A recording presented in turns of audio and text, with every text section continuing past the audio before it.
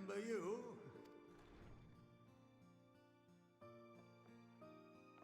I pray we have not caught you at an inopportune moment. We wanted to offer our thanks for your kind words in the forum.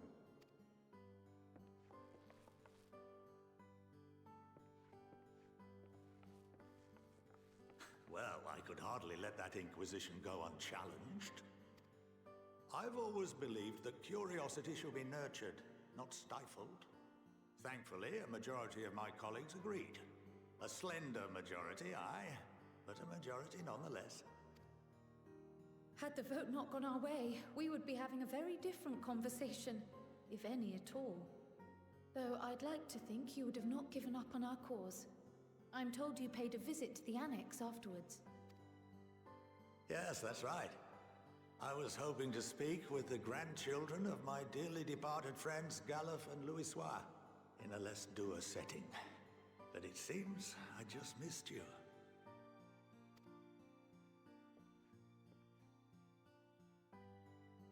I still can't believe how much you've grown.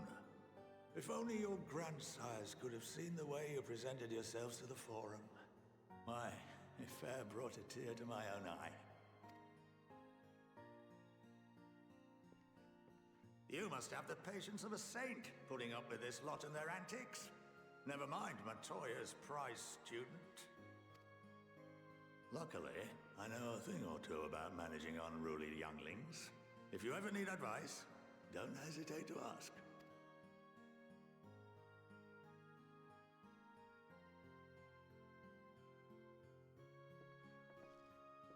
If I may, there is a rather more pressing matter we wish to discuss. What can you tell us of this duty that the Forum must fulfill? Nothing, I'm afraid. Like all humble servants of the Forum, I am sworn to secrecy. Or rather, I couldn't tell you if I tried.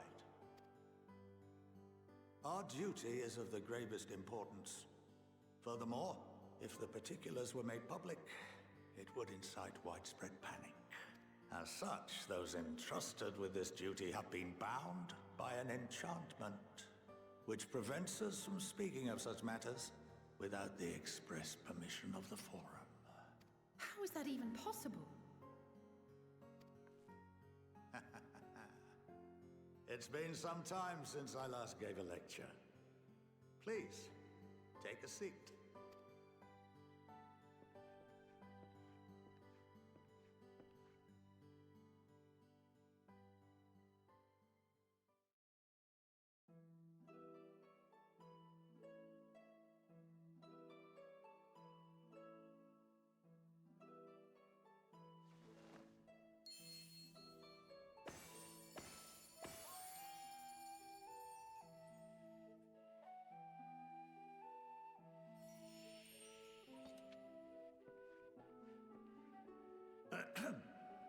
We shall begin by reviewing the fundamentals of aetherology. The aether, which imbues us with life, can be categorized into three forms. Two are of the incorporeal sort, the soul and the memory. Can anyone tell me the third?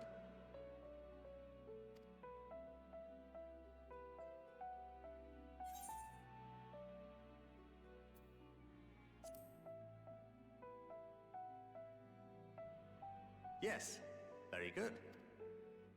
This is the form with which the layman is most familiar. Consumed by even the simplest of daily activities and replenished by the food and drink that sustain us, this form of ether is in constant flux. In contrast, the ether that comprises the soul is rarely subject to dramatic change. The same can be said for memory, as the two are intrinsically linked.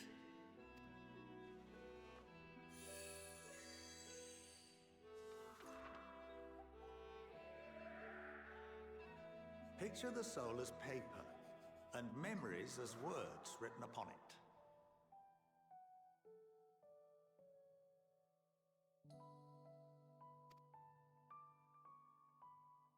Now, what would happen if that paper was doused with ink? The same type of ether, as comprises the memories.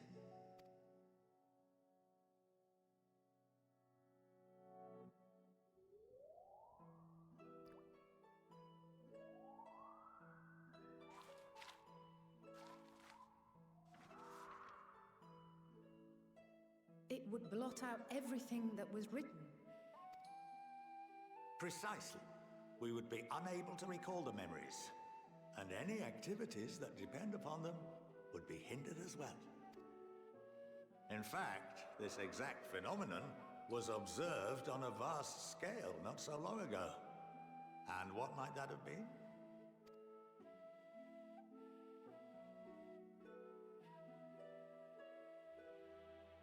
The seventh Umbral Calamity. The people of Eorzea vividly recall Bahamut breaking free of the Lesser Moon and raining hellfire down upon the realm. But no one could seem to remember the events that followed immediately afterwards. Indeed. To this day, we have yet to determine whether it was an unintended consequence or a deliberate act. The enchantment which binds me and the rest of the Forum is based on a similar principle. And yes, it is a contravention of the Sharlayan prohibition against the practice of memory manipulation. Only when a new member is inducted and told of our great duty are they subjected to the process. A necessary evil. You have my word that it would never be used to manipulate the populace. I should hope not. But can this enchantment be dispelled and your memories restored?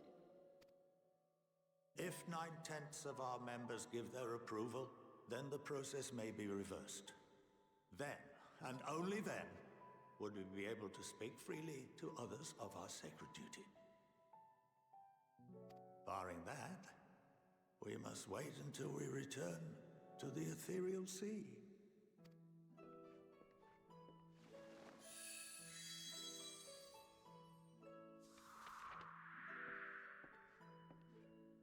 For there we will be purified, the blots upon our souls washed clean.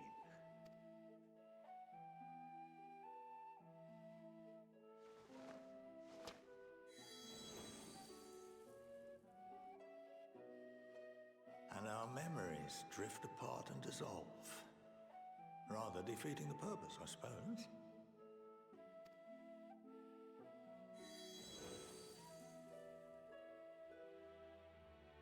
But there are those memories that are indelibly etched upon our souls, some believe. What happens after that? We are reduced to pure ether, coalesce with that of others, and create souls anew. Alternative schools of thought assert souls remain whole and return to the corporeal world, reborn into another form. Both theories have their proponents. Personally, I consider each equally probable.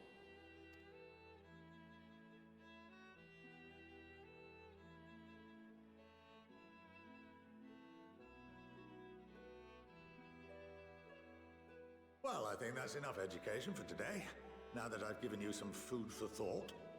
Or rather, an entire banquet.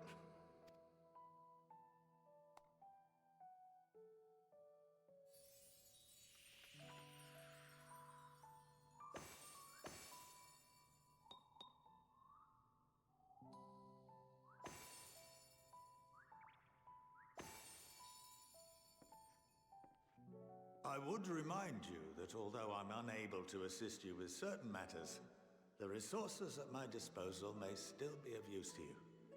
I'll arrange for you all to be given the run of Phenomenon. Of course, as associate to our alumni and the students of Baldessian, this privilege is extended to you as well, my friend. Oh, and I suggest you speak with Ki Aliapo. She's well known among the artisans of Sharlayan, and her network of contacts may prove useful in your search for knowledge. I wish you all the best in your pursuits, wheresoever they may take you.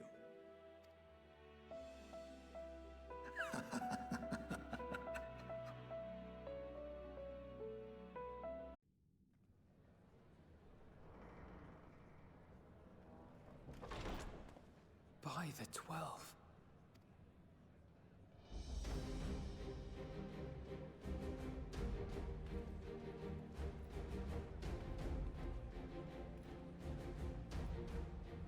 Glad you could join us.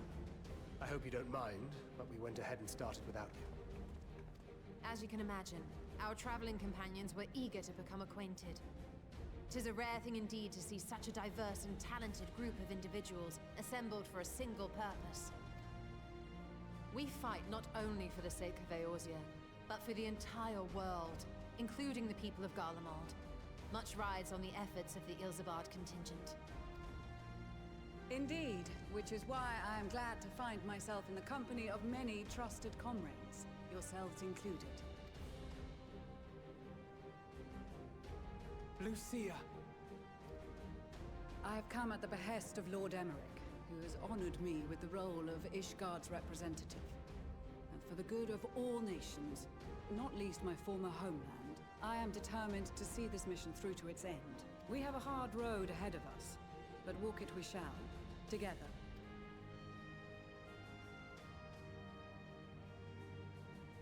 We too welcome this opportunity to work together once more. I have faith that, if there is a way to resolve this conflict, we will find it. Allow me to introduce you to the rest of our company. Everyone! If I may have your attention.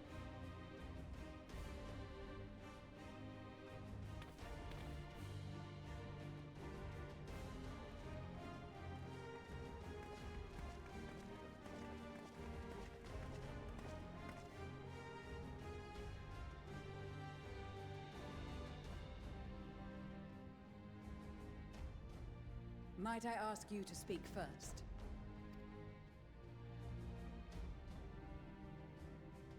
If I must, I am Arun Senna, spokesman for the Gridanian delegation. Here on behalf of my esteemed sister, the Elder Seedseer, we shall provide support and protection to those in need during our time in Garlemald. To that end, I am joined by healers selected by the Conjurers Guild, with the Order of the Twin Adder's Finest serving as our escort.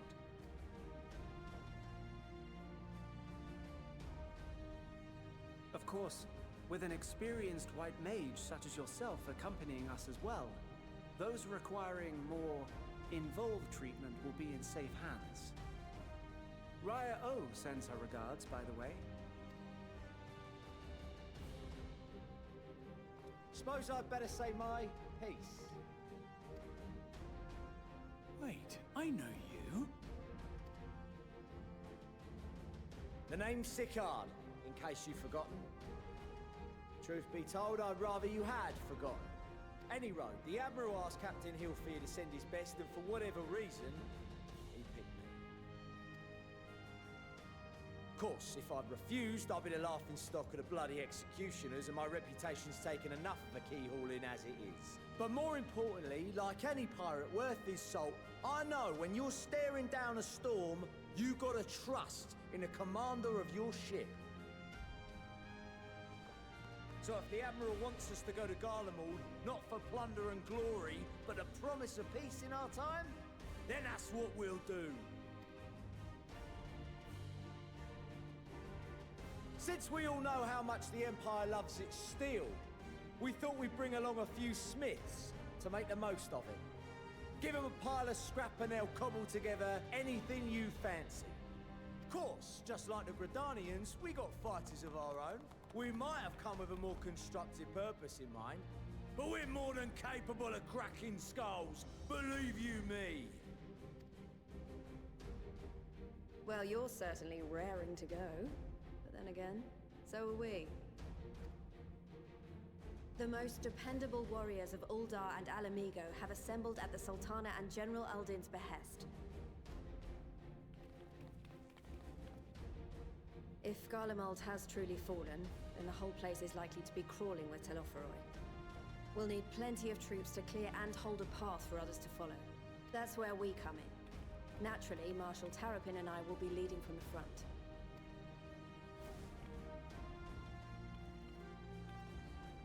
It's been some time since I last saw you in your element on the battlefield. From what I've heard, you've become pretty fearsome yourself. Master Matoya? The Avatar of Destruction?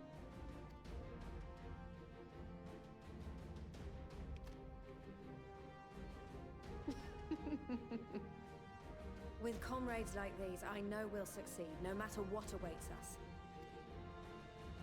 And then we might finally get a chance to enjoy a good long rest. But until then, let's give it our all.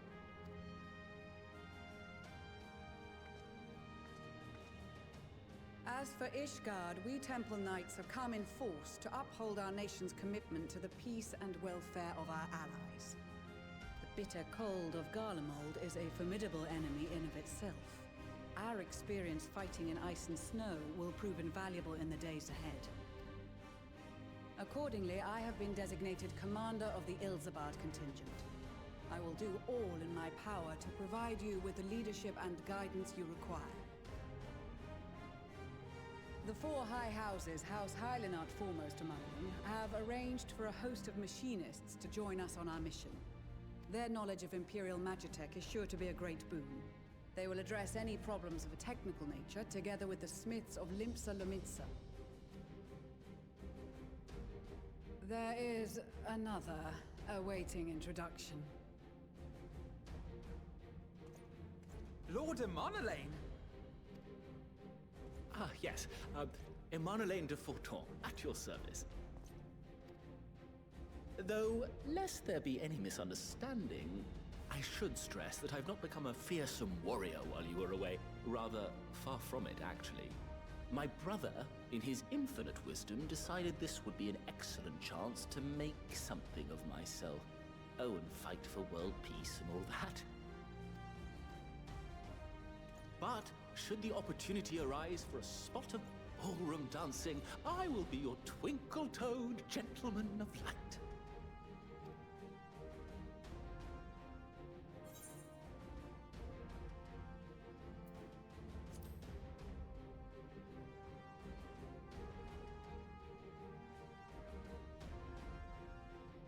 Huzzah! I cannot wait to regale Honoroa with my tales of derring-do. I believe that concludes introductions for the Grand Company of Eorzea. Our allies from the Eastern Alliance were due to arrive some time ago, but it would appear they have been delayed. Would that be the Shinobi of Doma? Actually, they've been tasked with relaying messages back and forth between the various Eastern nations. According to Lord Hien, however, an equally capable company of warriors has been sent in their stead. Out of my way, you preening fool!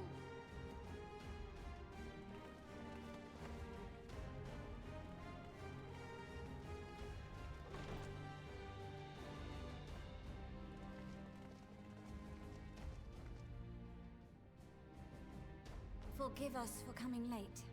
We are the delegates of the Eastern Alliance. Cyrena, and you've brought company.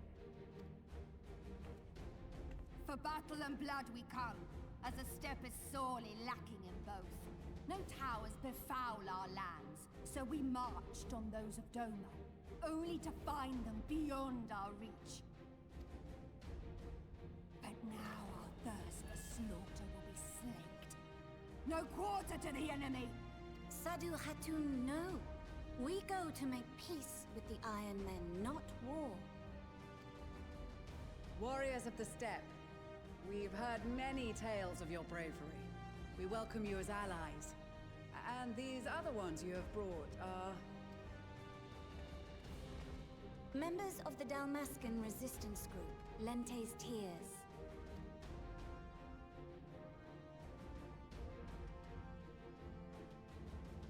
And the Bosnian resistance.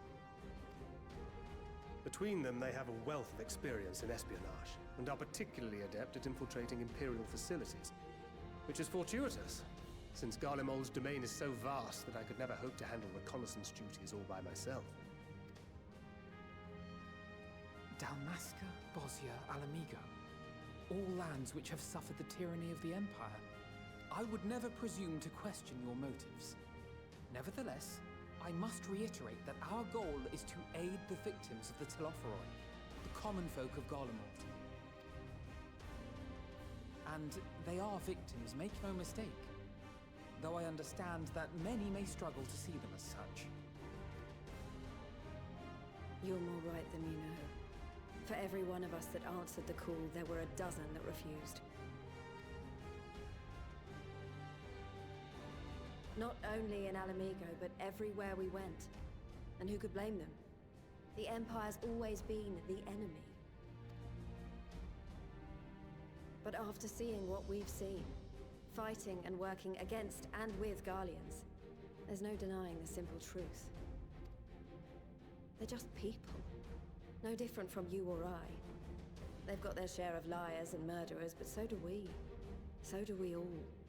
Fordola, who once swore herself to Garlemald, has proven herself a trusted ally time and time again. Every Eorzean here knows Cid Garland, the Imperial defector who shared with us countless technological wonders. Gaius Bloody Balesar himself is working to help rebuild Werlid, a nation he once conquered. So you can believe me when I say that every fighter here understands and accepts that the Imperials are not monsters and are deserving of help. Or at least that they were able to put aside their feelings for the greater good. It won't be easy, but we're all determined to make this world a better place.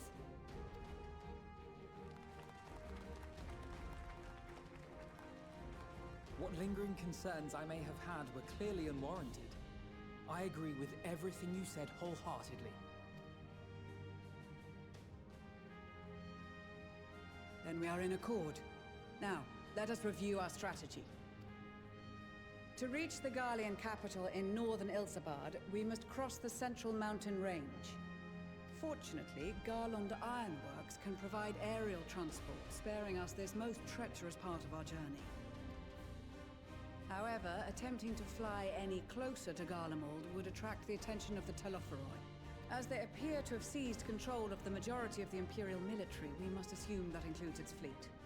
In addition, Garlemald possesses devices that can interfere with airship navigational systems, further discouraging an airborne approach. Given the circumstances, the closest we dare deploy our contingent is an area between the range and the capital, the Magna Glaciers. From there, we must travel the rest of the way on foot. We will also need to bring the airships with us to ensure we can withdraw with haste. Although much of the terrain will be blanketed in snow, we should be able to make use of local roads and shipping facilities. The vast ice field will afford us an unobstructed view of the surrounding area. On the other hand, it will also allow others to easily spot us, so it is imperative that we only make camp in positions where we can easily defend ourselves. And the airships, which must be kept safe at all costs. We cannot account for every possibility, so we must be prepared to think on our feet. We will be tested. Sorely tested, I expect. But for our homes and for our people, and a people not our own but in need, we will succeed. Spare no effort in your preparations. Once we depart, there is no turning back.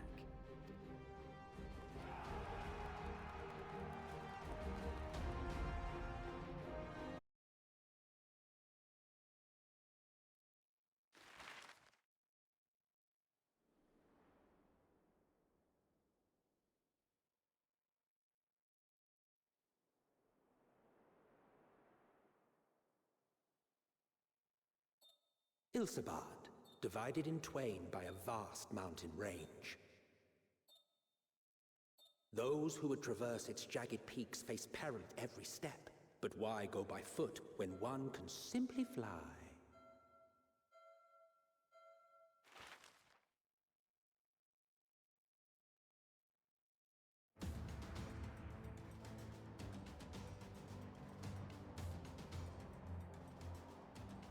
on the outskirts of the Imperial capital, in the frozen wastes of the Magna Glacius.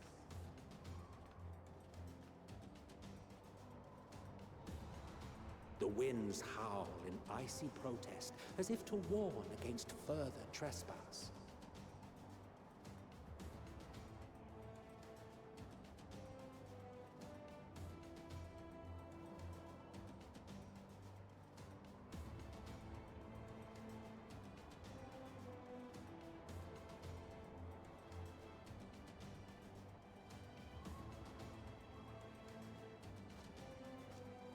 We've received word from Thancred's reconnaissance party. They've sighted a detachment of heavily armed Imperials. Survivors of the Civil War, perhaps? Perhaps, but there is more to it than that. Maxima reports that they're led by Vergilia, legatus of the 3rd Legion, which comprises the bulk of their number. However, they are also joined by several members of the 1st. From what I recall, the 3rd Legion fought for Nerva in the War of Succession following Varus' death. The 1st, on the other hand, were under the direct command of the Emperor and rejected Nerva's claim to the throne.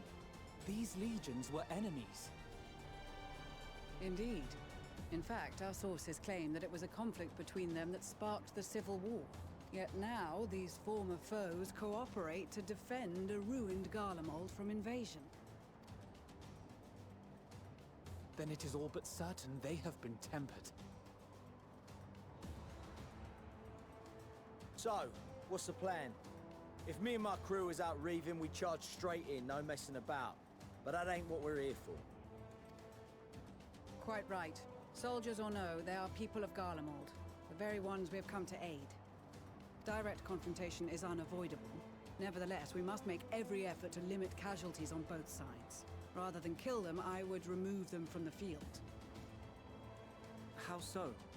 Savage beatings, disarmament, and imprisonment? Not impossible, but easier said than done in the heat of battle. Having observed the opposition, I imagine Thancred had something to suggest? He did. He and the other scouts have already infiltrated a supply depot some distance beyond the Imperial detachment's current position. Stored within is a stockpile of Magitech armaments, and once we give the signal, Thancred's team will destroy them all. In so doing, we will deprive frontline troops of materiel, and likely force the detachment to send men to investigate. Divide and conquer. Not a bad idea. Once the scouts have finished their preparations, we will split into 2 groups. The first will form the vanguard, while the other brings up the rear with our supplies.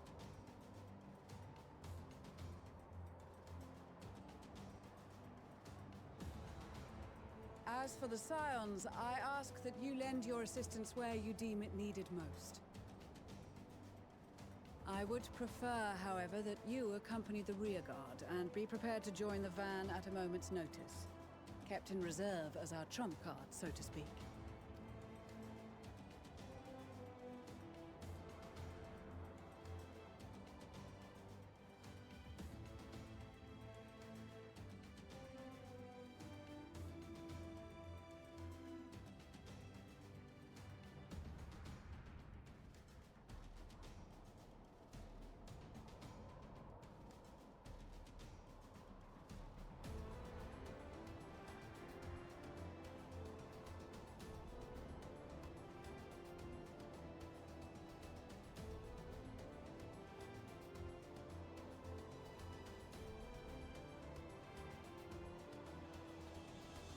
Your proposal was well received. More specifically, they asked that we destroy the Imperial's toys in as spectacular a fashion as possible. Pistola always did have a flair for the dramatic. She's not an easy woman to please, but I shall do my best to satisfy her thirst for fireworks. All right. Once more for my peace of mind. Our first objective will be to rig the enemy's Magitech with explosives. After we've withdrawn to a safe distance, we'll detonate them remotely. Our second will be to issue a deactivation command to the automated units via the control terminal. If our calculations are correct, this signal should reach those deployed on the front line, giving our friends a much-needed upper hand. The blizzard will help us stay hidden, so let's aim to get in and out before it passes. Trust in the plan, and we should all live to see tomorrow.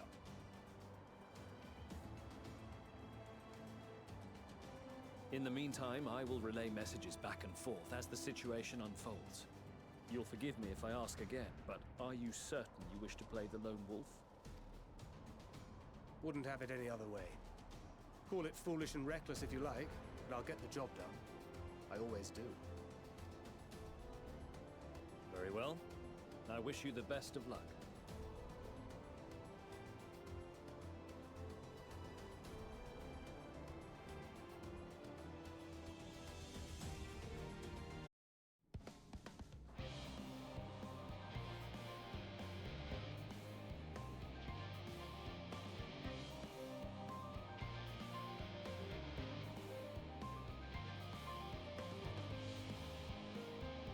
You are returned, and none the worse for wear, to my considerable relief. What news from our comrades? They stand at the ready. Excellent. Then let the fireworks begin.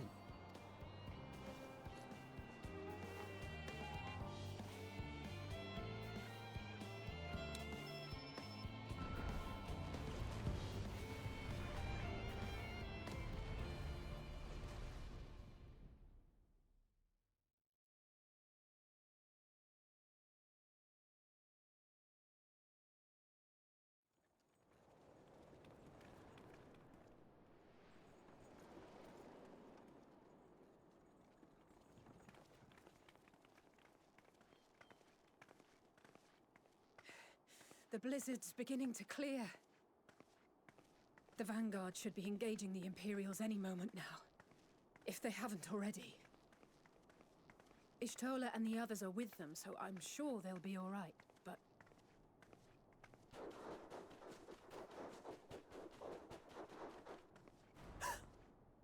Wait! Something's coming!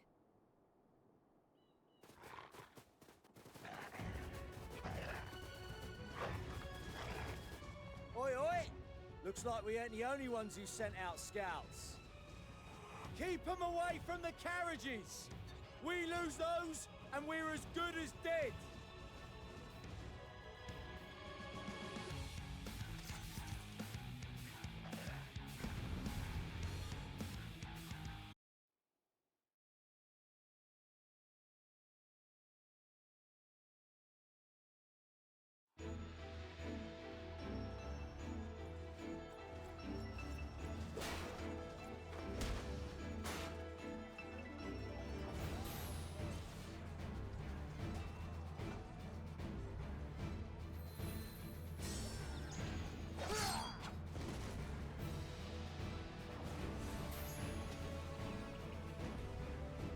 Removed from the field was not a euphemism for enthusiastically murder.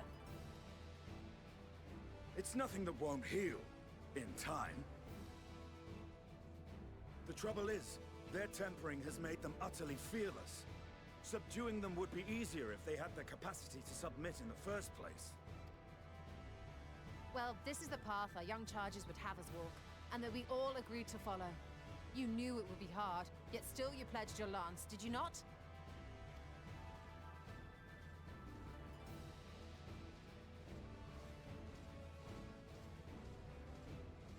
That I did.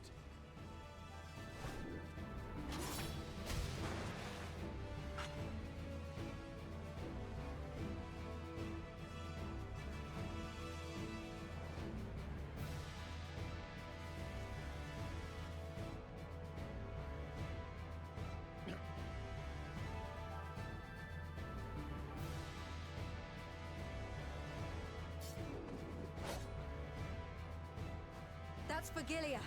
Damn it. I need to help the others take her down. There's no end to them!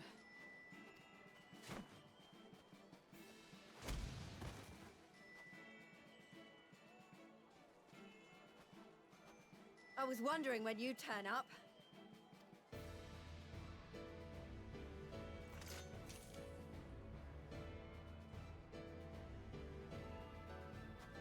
There's no stopping us now.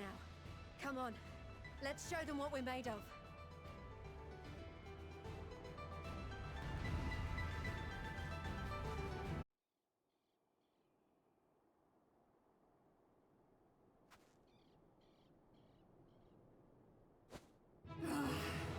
A worthy adversary! Rest, recover, reclaim yourself. Then we will fight again, to the death! Sadu Hatun!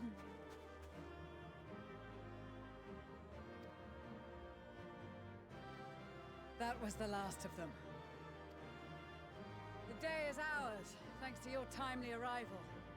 What of the supply caravan?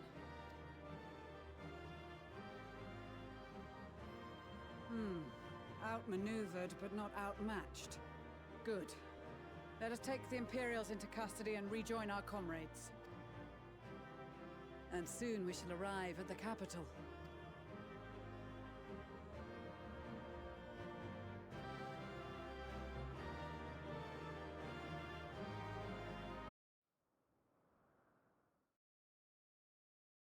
So cold and unforgiving. Thus spoke Emperor Solus as he gazed upon his barren domain.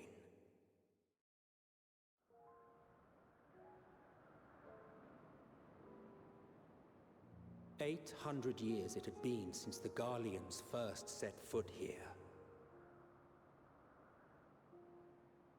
Bested by the Kavosi after centuries of war and driven from fertile southern pastures into the blasted northern wastes.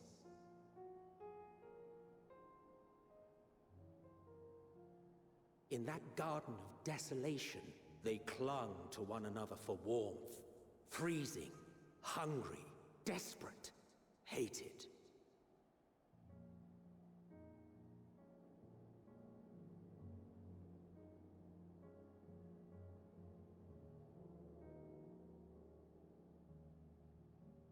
The chosen forsaken.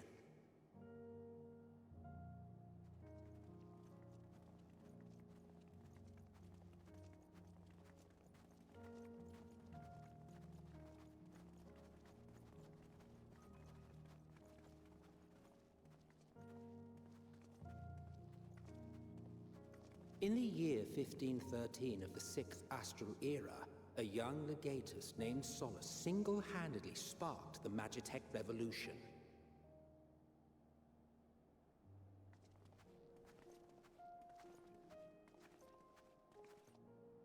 How did he conceive the machina that feed on ceruleum? Once a common, soft-spoken soldier, how had he so quickly ascended through the ranks? Like so many others, those who knew the truth are gone. Taking in the capital with his eyes for the first time, I recall thinking to myself, far colder on the earth than in the heavens. Yes, far colder indeed. Bitterly so.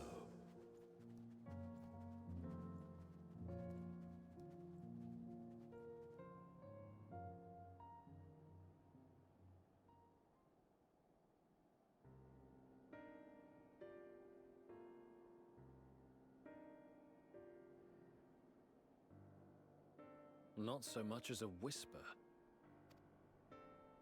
The roads leading beyond the city walls would have been used less in recent years. Nevertheless, this was one of the most important gateways into the capital. A buzz day and night with activity, aye. Merchants passing through the checkpoint, many of them stopping at the local hostelries. Surely they cannot all have been tempered. We can consider the question after we have made camp. If we spend any longer outside, we may well freeze to death where we stand. The tempered Imperials, too.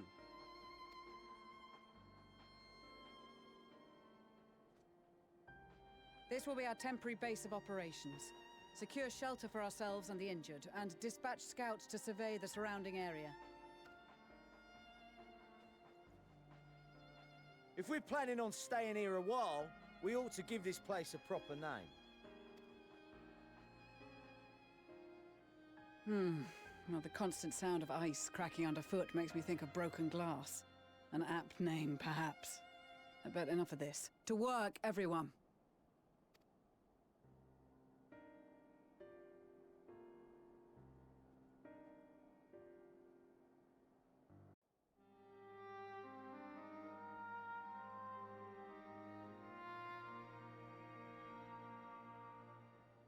Our present situation is as follows. Efforts to aid the people of Garlemald have begun in earnest. Moreover, having entered into the capital, the Imperial Palace is within our reach. But before we proceed further, we must learn what has befallen this city. For therein lies the key to understanding and combating the Telophoroid's designs. I have a suggestion, if I may. Several of the Imperial soldiers we captured on the Magna Glaciers are members of the Populares and acquaintances of mine. Once we have cured them of their tempering, they should be able to give a reliable account of the events leading to the capital's downfall. A promising idea. I will assist the healers in their ministrations. Of course, I will require a proxy of my own, assuming you can spare one. Would you like a hand? No, I am sure we will manage. Better that you take my place in the field. The noxious aether of this place disagrees with me, and as I shall need to draw on my own for the treatment, 'twill be prudent for me to remain within the camp.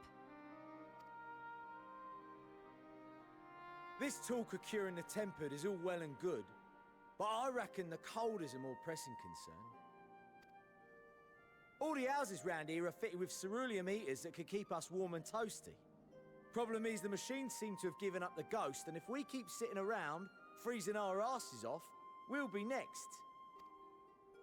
My smiths reckon that with the right parts, they can have them working again, but it won't be easy. Understood. The machinist will assist them in the repairs.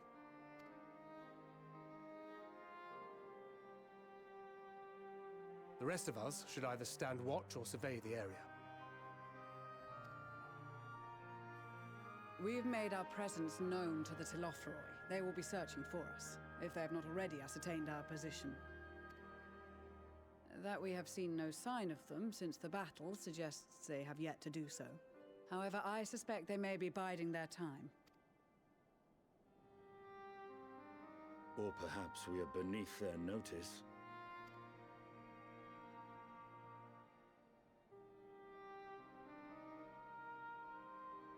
In any event, we'll find no answers standing around here. Urianger, Estinian and myself have visited Garlemald recently, so we'll lead the reconnaissance efforts. Perhaps bolstered by a few Bosnian and Dalmatian scouts from my previous excursion for good measure.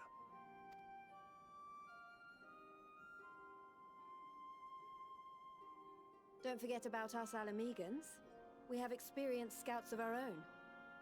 Well now, this is turning out to be a rather sizable team. With such numbers, we should be able to cover a wide area with relative ease, including that surrounding the Imperial Palace. How about you, Graha? I have a feeling we'll find a use or two for that vanishing spell of yours. 'Twould be my honor to be of service, though I doubt that you of all people need rely on my tricks. That leaves us with guard duty. As a matter of fact, I have something else in mind for the two of you and Alphino. Between here and the center of the capital lies the Eblan Rhine. I would have you search the area for survivors. Your keen sense of direction, honed in your extensive travels, should prove useful in navigating the ice fields.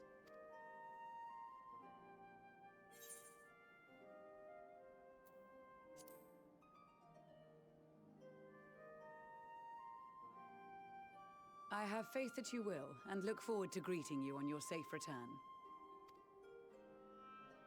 You all have your duties. Let us make haste. May the Fury bless and keep you.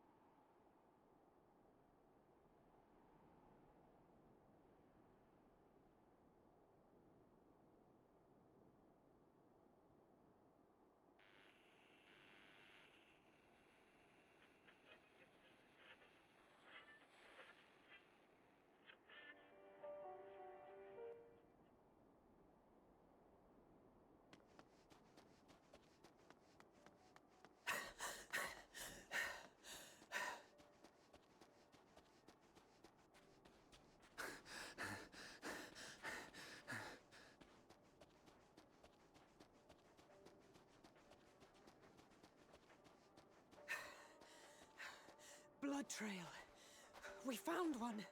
They were attacked.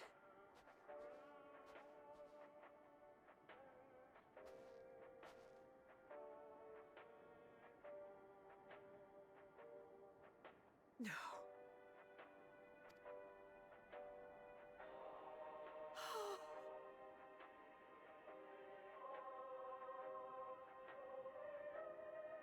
Why? Why wouldn't they?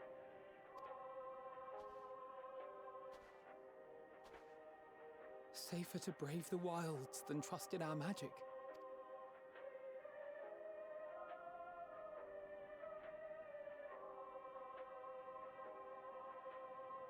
We should have... I should have...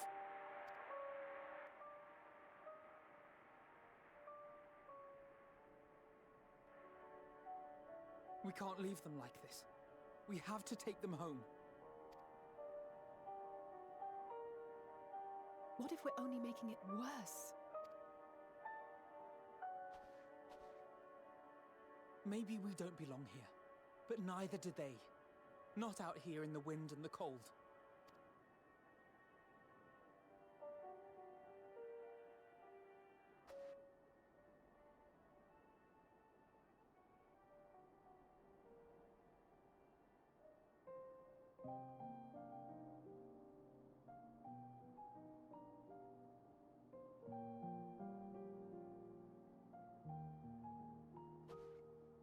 I heard the story about Varus's voice from beyond the grave. Of course, I didn't believe it, but Licinia and her sister did. Perhaps there is something to the tale after all.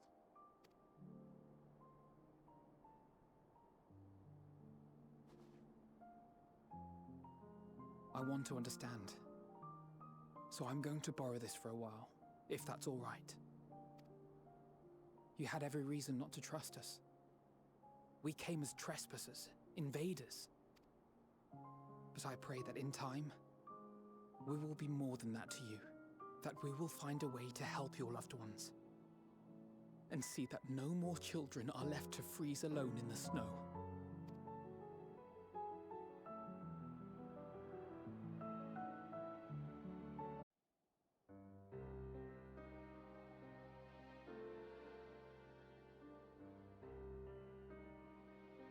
Thank you for your report. We shall inform the troops of these developments, and instruct them to proceed with the utmost caution should they encounter any survivors. Allow me to go and speak with the ones at the victor's spoils. They may be more willing to listen to a fellow Garlean and accept our offer of assistance. I pray you are right. And though I am loath to burden you any further, should there be an appropriate occasion to speak of Licinia and her sister, please do so.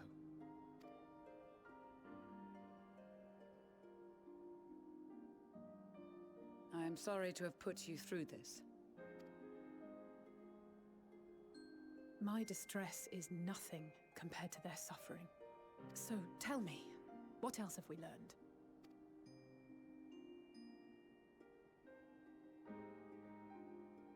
As you may have already heard, we have succeeded in curing the members of the Populares, Maxima identified.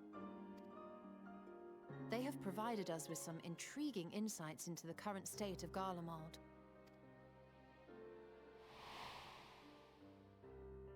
The assassination of Emperor Varus was the catalyst for the civil war. Nerva declared his claim to the throne, and his opponents refused to recognize it. Fighting broke out in the capital, where Nerva's 3rd Legion clashed with the 1st, who remained loyal to Varus even after his death. Of course, even Imperial warmongers would balk at the idea of turning their shining city into a battleground. Like burning down the wood to spite the wasps.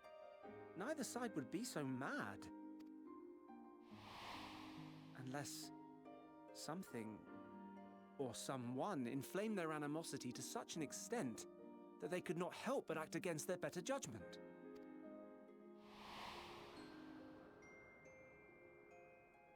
It brings to mind events at the Gimlet Dark, does it not? The Emperor's sudden withdrawal from the front lines, specifically. Nerva and his father, Titus, Varus's then political rival, took advantage of rumors that Crown Prince Zenos had been possessed by a demon. Elidibus, what better way to disparage your enemies than with the truth, or a close enough approximation? Indeed. But before their accusations could be substantiated, many of Titus's followers were silenced. While some were merely stripped of their status, others died under curious circumstances. One after another, suddenly and suspiciously. Again, Elidibus. Like as not, he had a hand in it. No evidence was found to implicate Varus, certainly. Nevertheless, Titus, Nerva, and the 3rd Legion would have judged it a brazen attempt by the Emperor to rid himself of his political enemies. And then, in the midst of this growing turmoil, Varus Sosgalvis is murdered. And Garlemald's own prodigal son, Gaius van Belsar, is named the murderer. Shortly thereafter, Nerva claims the right of succession, and in response, the 1st Legion claims the assassination was part of a coup d'etat orchestrated by Titus and Nerva.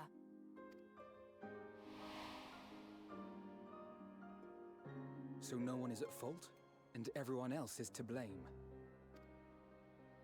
I should add that both parties received substantial financial backing, presumably to provide them with the means and encouragement to pursue a swift victory. And that these contributions came from the self-same benefactor.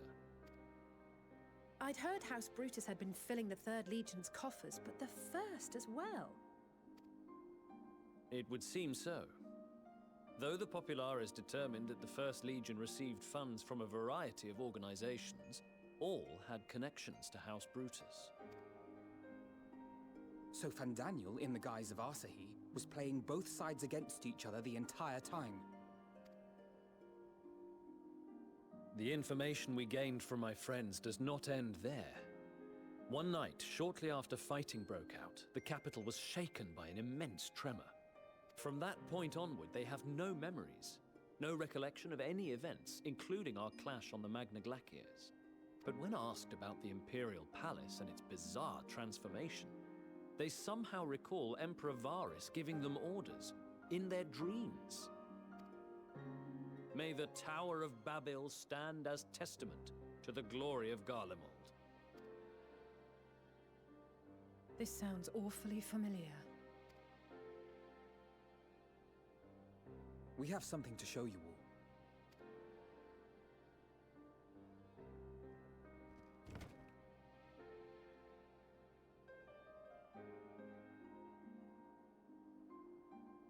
Varus spoke to them through this radio. Perhaps it was a recording, but if not, that would be inexplicable.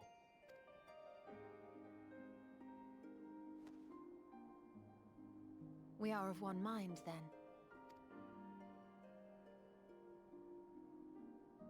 The ether that permeates the ore used in this device is almost identical to that of the talismans. I see it.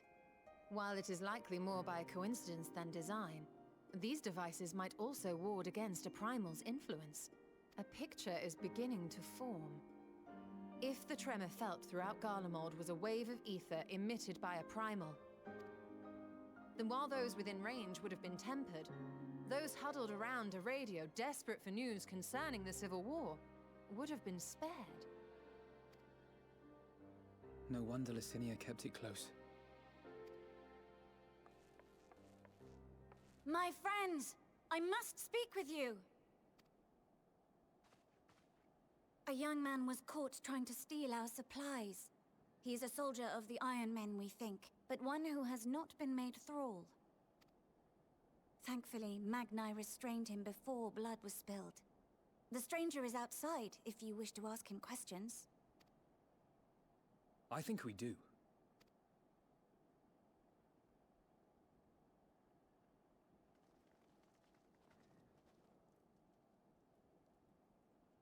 Who do we have here?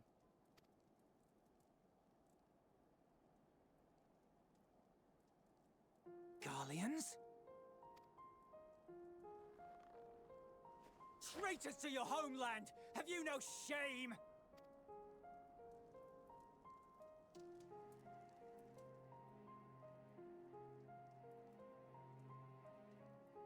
I am Lucia Junius, a Temple Knight of Ishgard. And you are? Iulus Pier Norbanus. And that's all you invaders will get from me. We are not here to invade Garlemald. Far from it. Like you, our allies in Eorzea and the Far East fight in defense of their lives and their loved ones even as we speak. But it is the people of Garlemald who have suffered most. This we know. And that is why we have come to offer you our aid, that we may unite against our common foe.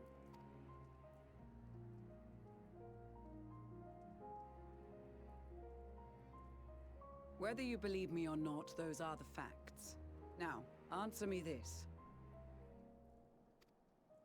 Why would a proud soldier of the Empire be reduced to stealing? The situation must be dire indeed for you to go to such lengths.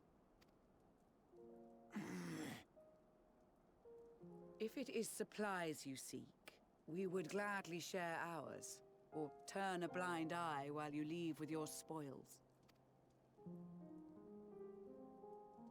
I will not negotiate. My commander will determine how to deal with you and yours. If you wish to treat with him, I will take you, but no more than 3. I don't much like the sound of that. But if we do accept his proposal, I suggest the 2 of us and...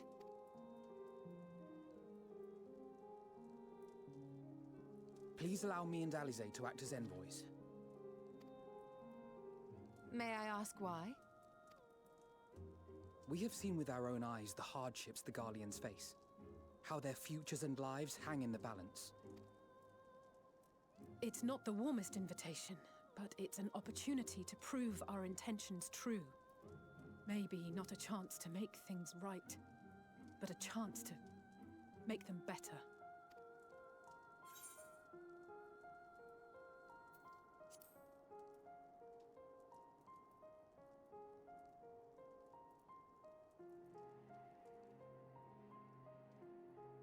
I can see that persuading you otherwise is a lost cause, but you will proceed with the utmost care.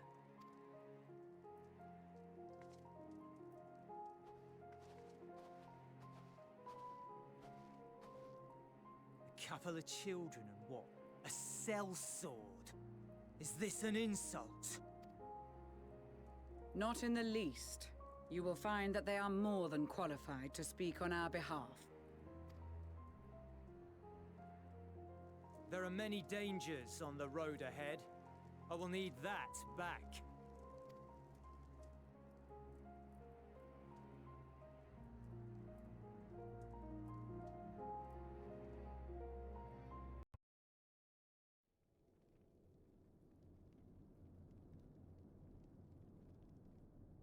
These are their chosen representatives.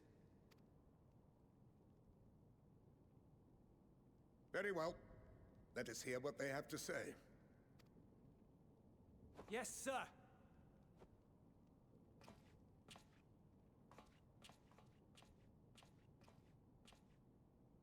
I present to you our commander, Lord Quintus Van Kina, Legatus of the First Legion. The first? I had no idea you had survived. We lost our Emperor, our city, more than half our troops. For my wounds, I may never take the field again. But we survived, aye.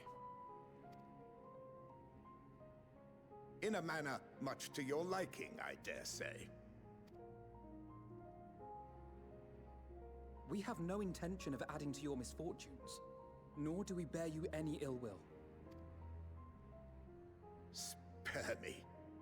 Though you children may speak in earnest, overtures of peace ever ring hollow in my ears. So long as man stands to profit from his neighbor's suffering, war is inevitable. Driven from our ancestral homeland into this blasted waste. Yet still you yearned to rob us of our paltry scraps. 'Twas only with Magitech that you learned to keep your distance. Though we knew it was only a matter of time before you regrouped and returned. Conquest and Empire were our only defenses. Emperors Solus and Varys understood this, and through their campaigns saw us grow and prosper. Much blood has been spilled in Garlemald's name, aye. But if it is a choice between yours and mine, then it is hardly a choice at all. I do not deny that a great many conflicts throughout history were driven by the desire or necessity to gain by another's loss. That is not why we are here. Nor have we come to petition your aid in the war with the Telophoroi, grave though that threat may be. Our purpose is simply this. We wish to help you. Let us help you. If there is aught that can be done to ease your plight, we would be glad to do it. Perhaps you would.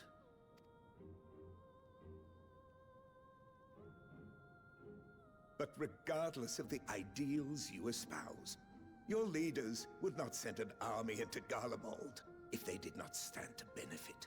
If we accept their aid, they will expect their efforts to be rewarded once the Telophoroi are no longer a threat. And after compensation and concessions, the great empire would be brought to heel. Her enemies rejoice at her downfall.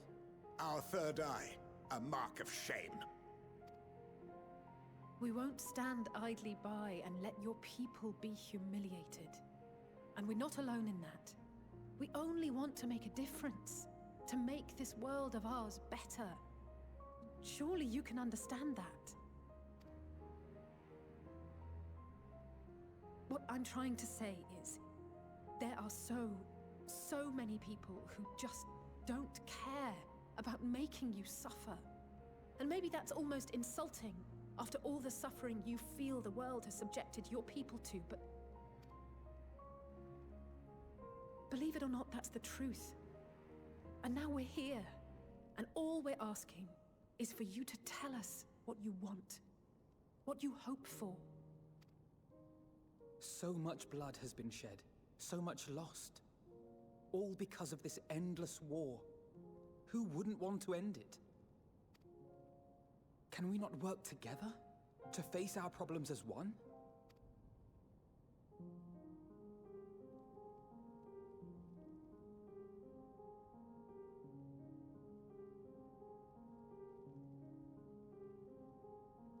Answer me this, young peacemakers.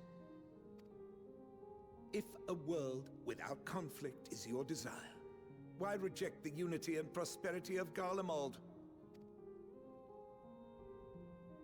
Is it because we do not share your faith? That we do not share your heritage? That our ideals and virtues differ? That we cherish and hold in the highest that which you do not? Disparity is the root of discord, and peace built on compromise is flawed and fleeting. Happiness for one and all is a dream, and the reality is that to the victor go the spoils. That is why we Garleans will never submit nor surrender. For freedom and for pride, we will remain true to ourselves until the bitter end. That is my hope.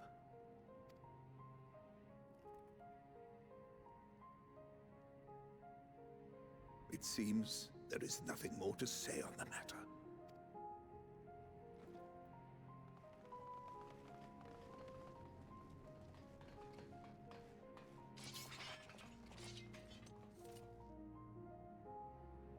You will remain here while I decide what is to be done with you. Do not be alarmed. No harm will come to you if you cooperate.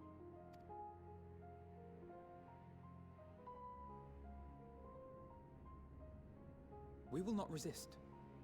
However, as your guests, I ask that we be allowed to speak with the other members of your group. As you wish. I had no intention of locking you up, as by dawn you would be frozen stiff and you're no good to me dead. You are free to move about the encampment, but there is one condition.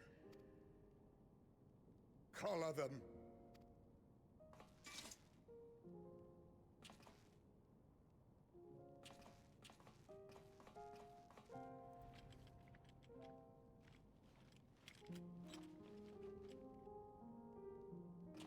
What are these?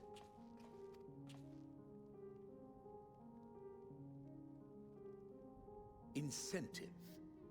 You'll be watched at all times. Stray too far or act suspiciously, and we will administer a rather painful shock. Stop. Keep away from that one.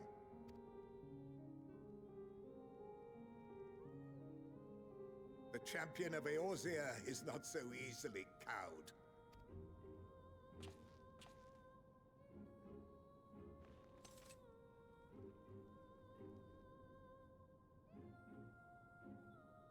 Even if she allowed herself to be collared, the shock would be no more than an itch. No. If she refuses to obey, we will activate the twins' restraints instead.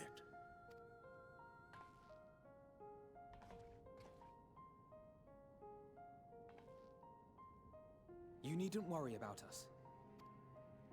We'll forget we're even wearing them soon enough. Even now, you still... Why go to such lengths? What is it all for?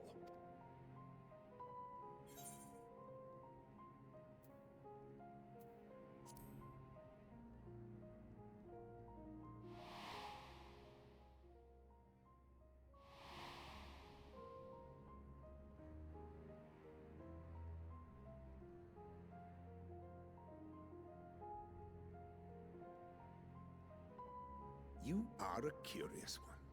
A far cry from the merciless barbarian others paint you to be. You will be their warden. Take them away. Yes, sir.